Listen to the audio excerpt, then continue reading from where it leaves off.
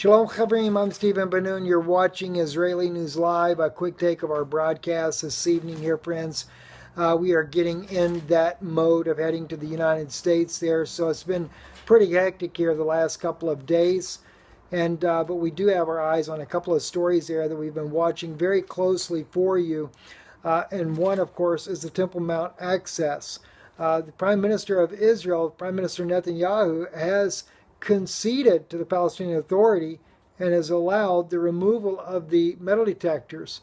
I consider this a concession on the Israeli government's part there because it's doing no good for none of the three religions, neither the Jews, Muslims, or Christians, and their safety there on the Temple Mount by taking away the x-ray machines. That's only a caving in to the demand of the Palestinian Authority.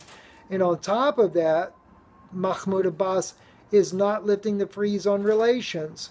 This lets you know that there's more to it than just than what meets the eye. There is an agenda, no doubt, that's part of a new world order at a one world government that is going to give the Vatican autonomy over the old city of Jerusalem that would be governed under an international law by a UN mandate there, with the Vatican given the chief, chief custodian of the old city.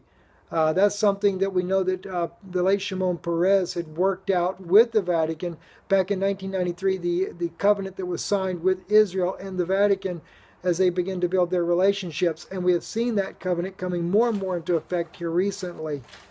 Also, in other news, General Dunford has actually made some comments that are so profound you cannot help but look back and sit there and really begin to consider the prophetic implications of Daniel 11:44, tidings out of the east and out of the north trouble him, and he goes to make away many, or take away many, as we see in some of the modern translations, the King James Version Bible there. That's the king of the north troubled by some tidings out of the east and the north, which is China and Russia.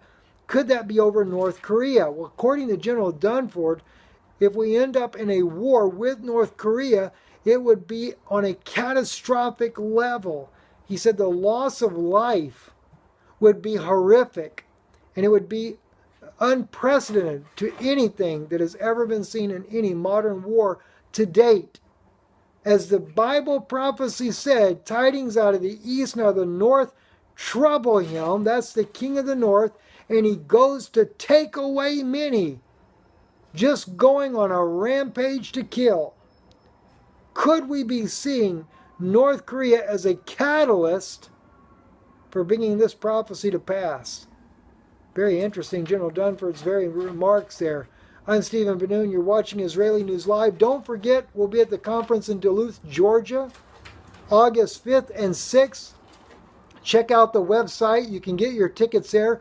Global versus, that's VS versus flatearth.com.